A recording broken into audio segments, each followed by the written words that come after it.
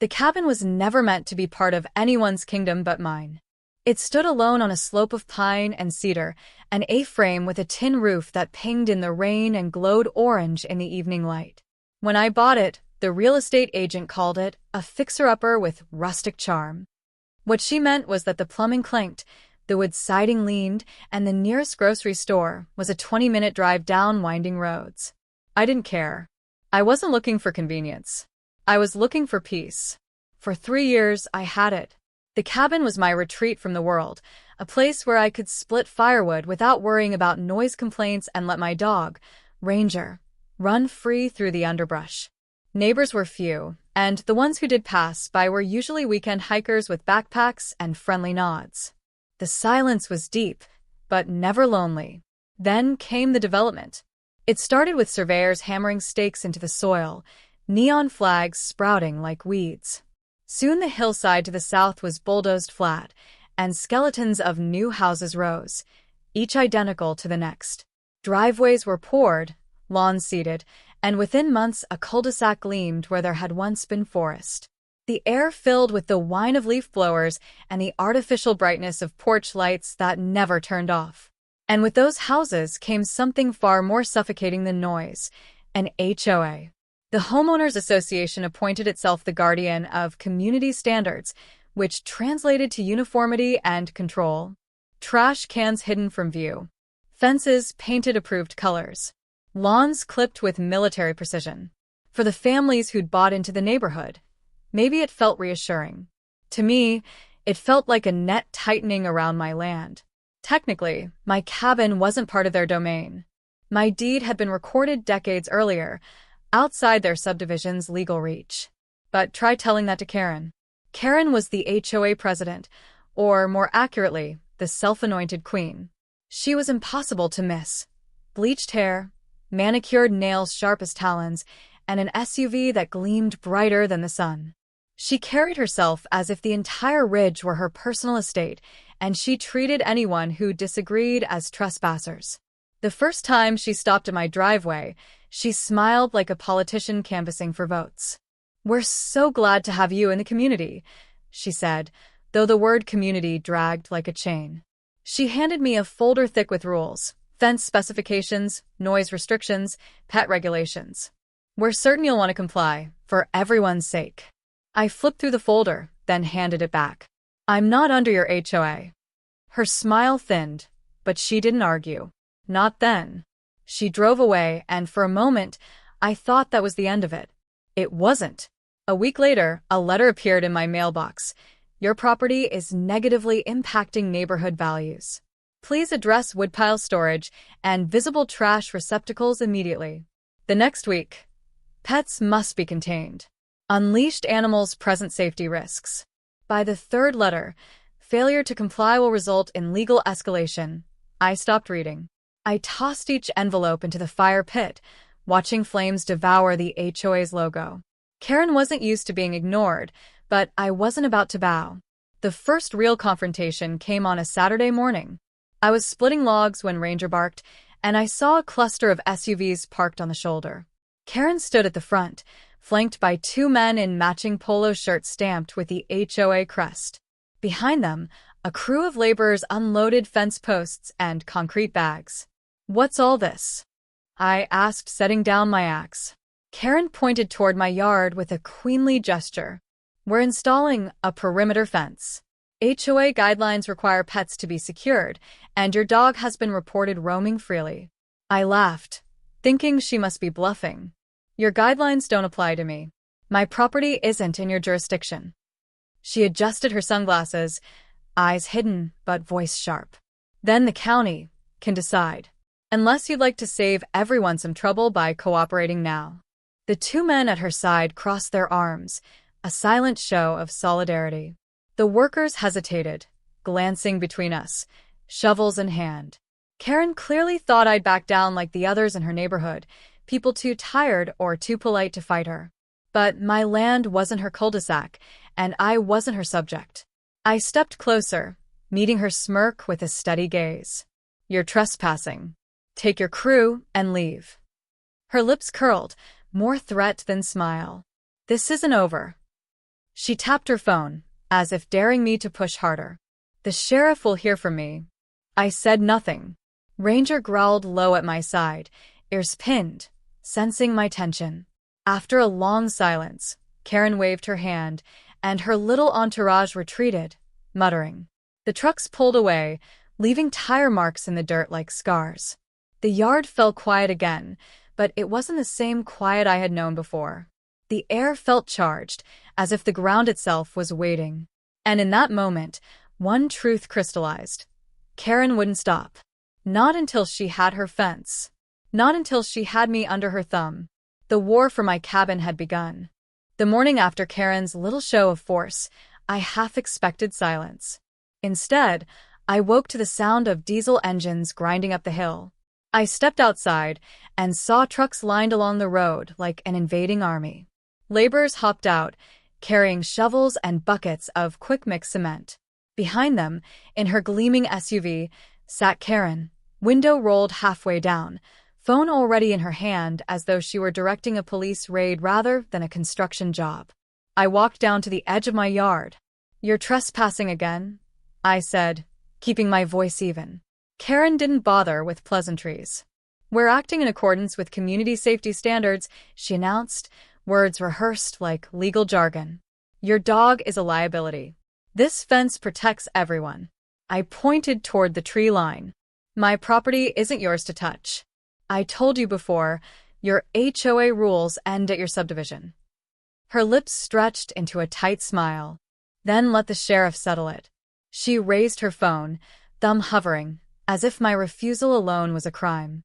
It didn't take long. 20 minutes later, a county cruiser pulled up. A deputy stepped out, hat tipped low, gaze wary. He listened to Karen's complaint, then to my explanation. I showed him the deed, crisp in a folder I kept ready now, proof that my land predated the HOA.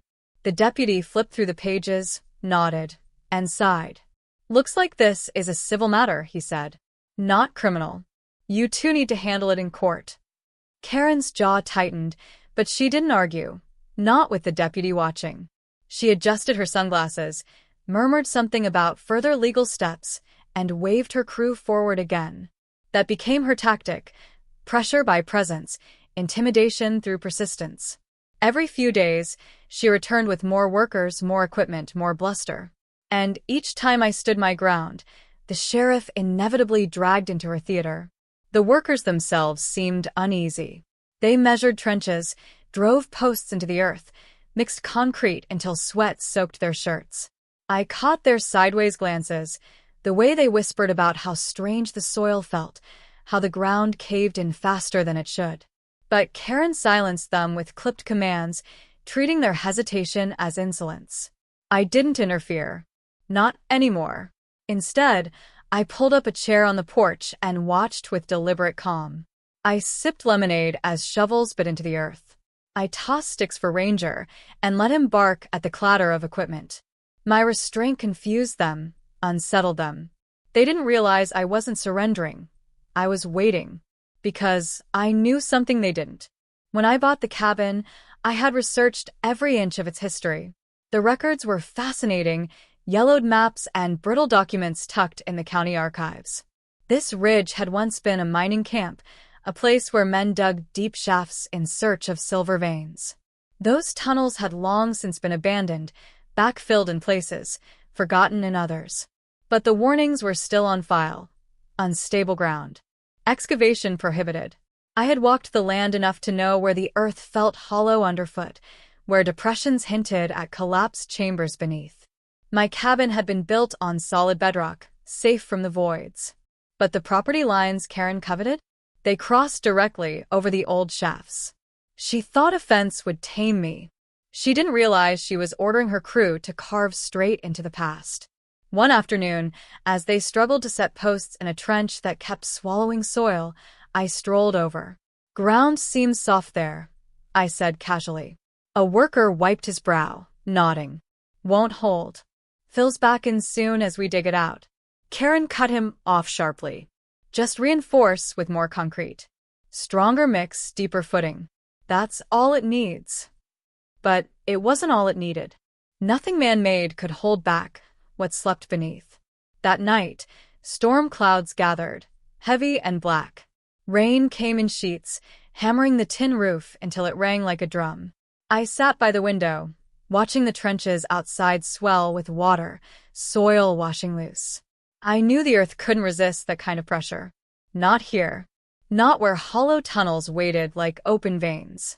When the thunder cracked and Ranger flinched at my feet, I leaned back in my chair. Let her build. Let her dig. The more she fought to cage me, the closer she came to caging herself. By dawn, the damage would show. And for the first time, it wouldn't be me standing on trial. It would be her. The storm broke the ridge open like a secret long buried. By morning, the air was heavy with the scent of wet pine and earth. When I stepped onto the porch, coffee in hand, the first thing I noticed was silence, not the usual forest hush, but the absence of hammering, sawing, and Karen's shrill commands. That silence shattered quickly. Down the slope, one of the workers cursed loudly. The crew had returned at dawn to salvage the fence, but what greeted them looked less like construction and more like a battlefield. The posts they'd set just yesterday leaned at grotesque angles, tilting into trenches that had widened into shallow sinkholes. Boards sagged between them like broken ribs. Pools of brown water had gathered in the lowest spots, bubbling faintly as if the soil itself were exhaling. Karen was already there, pacing the mud in white sneakers, now stained dark. Her sunglasses were gone, revealing sharp eyes rimmed with frustration. "Fix it," she snapped at the foreman. "You're professionals, aren't you? Fix it." The man lifted his cap, rubbed mud from his forehead, and pointed toward the ground.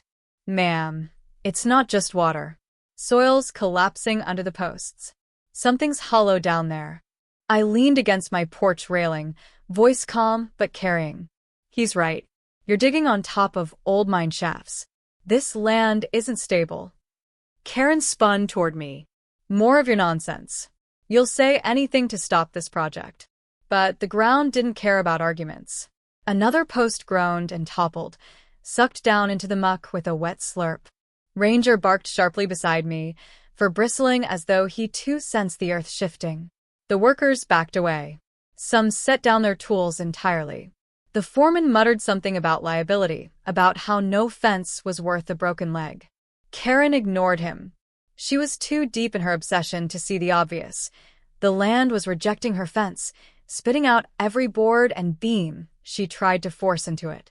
By mid-morning, the sheriff arrived again, this time not summoned by Karen, but by the crew themselves. I watched him walk the site, boots sinking into mud, eyes narrowing at the yawning pits that hadn't been there the day before. He knelt, scooped a handful of soupy soil, and shook his head.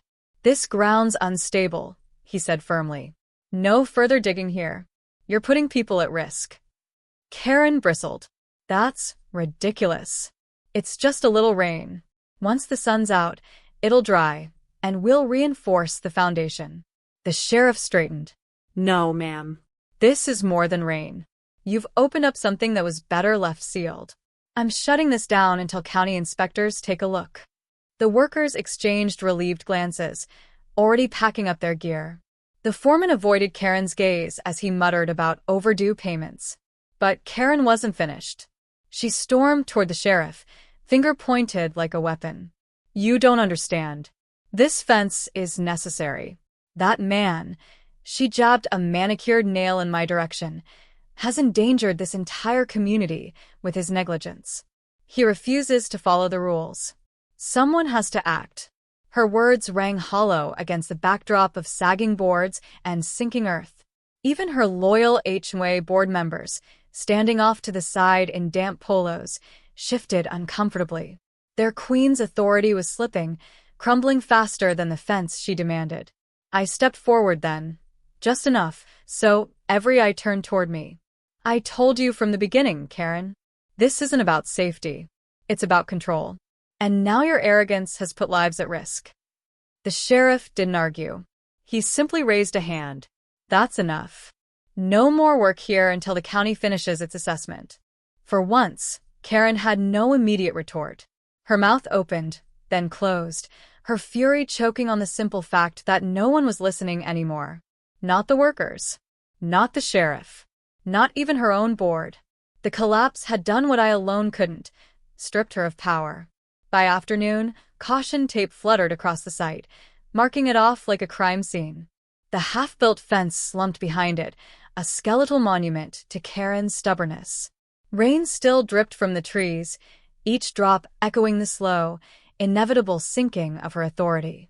As I stood on my porch, Ranger pressed warm against my leg, I realized the war was nearly over.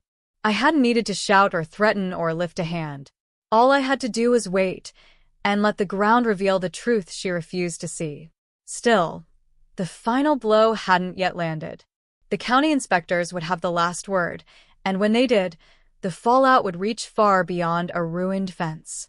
And I intended to be right there when the verdict came down.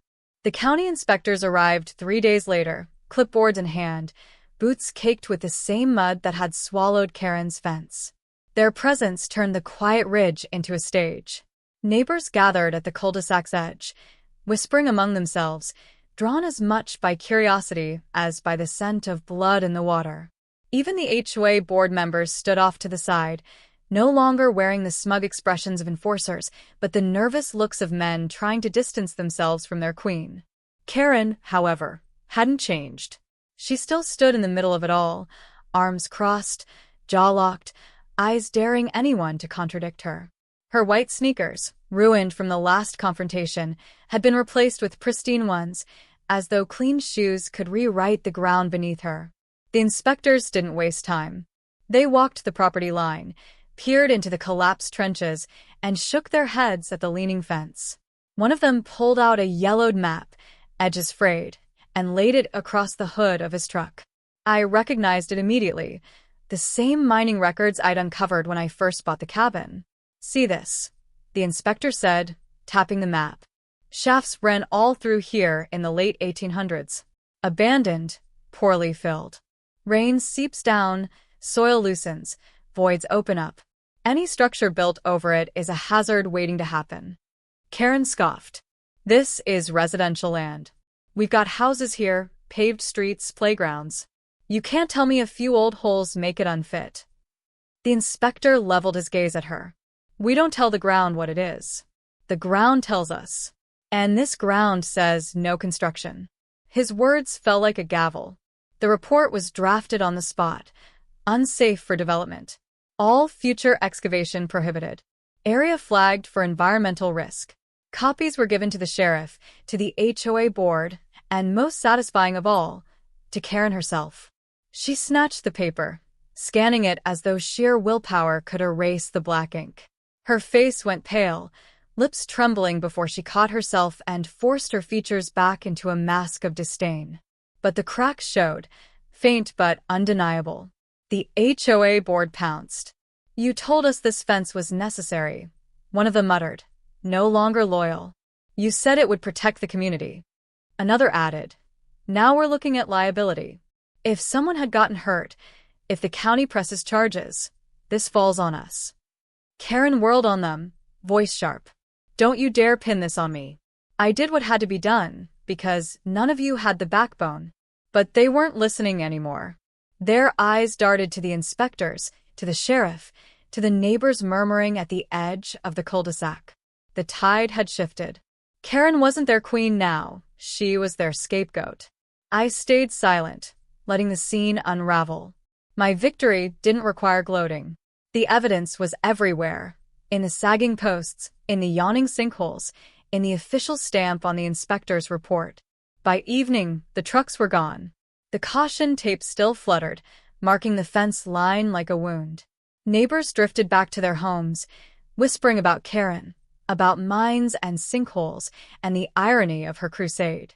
The HOA board scheduled an emergency meeting. Without her, the first step in stripping her of power.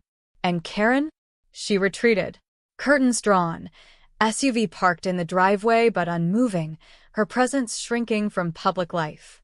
The woman who had once strutted the neighborhood issuing citations now hid behind walls she hadn't the authority to build. As for me, I returned to my porch, the air once again thick with a scent of pine and soil. Ranger stretched beside me, his tail thumping lazily against the wood. I looked at the horizon where the forest stretched wide and unbroken, free of fences, free of chains. The conflict that had consumed weeks of my life had ended without a courtroom, without a brawl. I hadn't needed to outshout her, outspend her, or outmaneuver her. All I had to do was trust the truth that lay buried beneath the soil and let her arrogance dig it up. Sometimes, justice doesn't roar. Sometimes it waits, silent and patient, until the right hands disturb it. Karen had called the cops. She had thrown her weight around. She had tried to bend the land and me to her will. And in the end, the earth itself had answered her. Now, when neighbors stop by, they ask about the sinkholes, about the legend of the fence that vanished into the mud. I only smile and tell them the simple version. She wanted a fence across my yard. I let her dig. The truth flooded out. And with that, I lean back, sip my coffee, and let the silence settle in once more.